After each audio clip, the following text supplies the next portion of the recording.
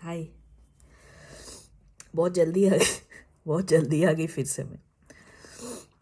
हाँ, आ गया है, मतलब दिमाग में बहुत सारे आइडियाज़ आए थे सब तरफ से कि क्या करना है। मैं ही पूछी थी सबसे कि क्या कर सकती हूँ। मेरे भी दिमाग में कुछ थे बट क्लियरली एक बेस लाइन नहीं था कि मतलब क्या चीज़ कॉमन होना चाहिए। बहुत सारे डिफरेंट एरिया से आ रहे थे, तो सभी का एक बेसलाइन ये करके मैं एक टैग उसे टाइटल सोची हूँ, तो which is cry rant and रेव।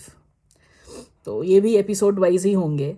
सो यहाँ पर भी बेसिकली ये टॉपिक इज़ लाइक बहुत सारे दोस्त हैं मेरे जो अभी भी सिंगल है।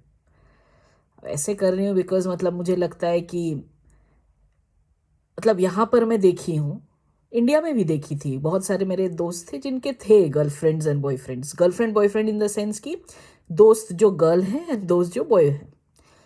रिलेशनशिप का नहीं बोल रही हूँ, बट लगता था कि हाँ कुछ दिन if they still spend time together. प्यार कैसे होता है बेसिकली, बिकॉज कुछ दिन बात करो, कुछ कॉमन आ जाए, कुछ डिफरेंट रहे, कुछ टकरार हो, and eventually you will fall in love after a certain time. मतलब दो अलग स्पीशीज को भी साथ में रख दो तो एक टाइम के बाद if they get to know each other well, if they think कि एक दो चीज़ है जो उसको एक दूसरे में चाहिए, तो eventually you can fall in love. But यहाँ पर लोगों के पास है ही नहीं उतने लाइब्रेरी ऑफ लोग, तो वो नहीं रहेंगे तो मिलेंगे कैसे आगे। तो these conversations can help because it had help me. मैं अभी भी जब बाहर जाती हूँ ऑन अ डेली बेसिस या कहीं भी घूमने भी, तो I talk to people whom I don't know. अब बेसिकली जिनके पास डॉग्स होते हैं या कैट्स होते हैं, कैट्स लेकर उतना बाहर नहीं जाते, केज में रहते हैं, बट जिनके पास डॉग्स होते हैं it's easier to converse with them because dog के थ्रू ही बात होती है कि हेलो ये वो, उसको करते करते देन इसका नाम क्या है, फिर वे आर यू फ्रॉम, कितने दिन से यहाँ पर हो, what do you think we should be doing, और what do you think we are lacking. तो उनसे कुछ इंसाइट्स मिल जाते हैं कि हाँ जो रास्ते पे चल रहे हैं वो ठीक है, whether they are from a different background, उनका फैमिली का क्या है। सो इट्स ऑल, मेरे को बहुत अच्छा लगता है। मतलब सेम लोग के साथ बड़ा नहीं होना मुझे। हो गई हूँ बड़ी, मतलब इससे और वो लेवल अप, समझ रहे हो ना। सब लोग बहुत चिढ़ाते हैं मुझे, कोई कोई टर्म्स यूज़ करती हूँ। बहुत लोग मतलब बोल रहे हैं कि अच्छा छोड़ो रहने दो, नेगेटिव को क्यों देना, लोग तो बोलेंगे ही। लोग नहीं बोलेंगे तो फिर लोग कैसे होंगे, है क्या। उनका काम ही है बोलना, राइट। बोलने दो, जब तक आप जिंदा रहोगे बोलोगे, बोलेंगे वो लोग। ऐसा नहीं है कि आप उनके मुताबिक चलोगे तो बोलना स्टॉप कर देंगे, फिर भी कुछ बोलने को रहेगा। क्यों बोलते हैं याद रखो, बिकॉज वो नहीं कर पा रहे हैं जो तुम कर रही हो, वो सोच भी नहीं सकते हैं जो तुम कर ली हो, तो ऑब्वियसली बोलेंगे ही ना यार मत कर। डेली डेली उनको जलन हो रहा है यार, क्यों ये चीज़ वो क्यों बोल रही है जो मैं नहीं सुनना चाह रहा हूँ। मैं जो कर रहा हूँ वो समझती क्यों नहीं है, मैं क्या कंडीशन में हूँ। कुछ कंडीशन में नहीं हूँ, कुछ कंडीशन में नहीं हूँ। ऐसा नहीं हो कि you are the only one who is going to this issue. बहुत सारे लोग हैं जो सेम प्रॉब्लम से है बट वो निकल गए हैं। क्यों? क्योंकि उनको समझ में आ गया है कि एक जगह ट्रैप रहना is not a solution.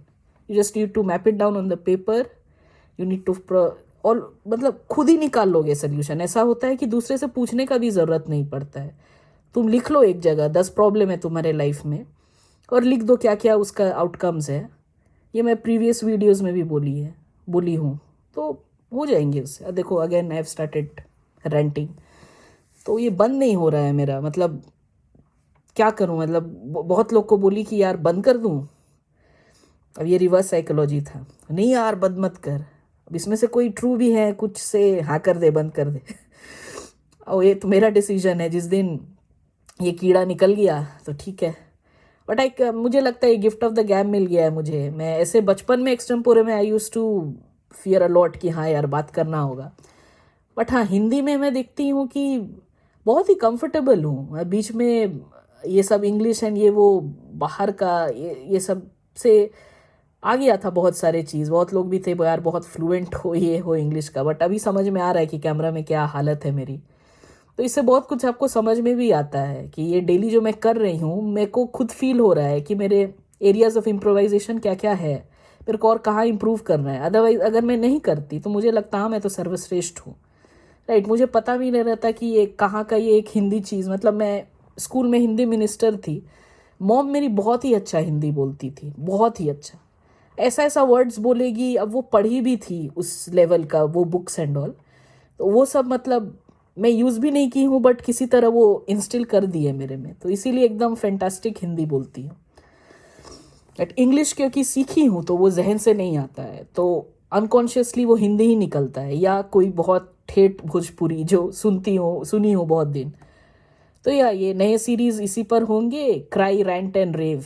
Cry rant and rave क्यों? Because cry like seagulls cry, तो ये रोना वाला क्राई नहीं है, you are shouting in a very positive way.